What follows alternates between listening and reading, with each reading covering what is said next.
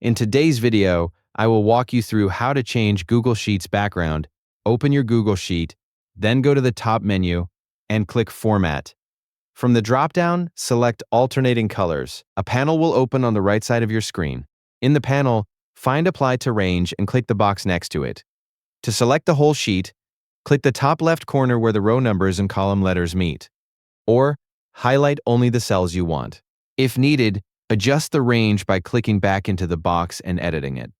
Next, choose your color style from the available options, or customize your own by selecting different colors. If your sheet has headers in the first row, keep the header option checked so it formats differently.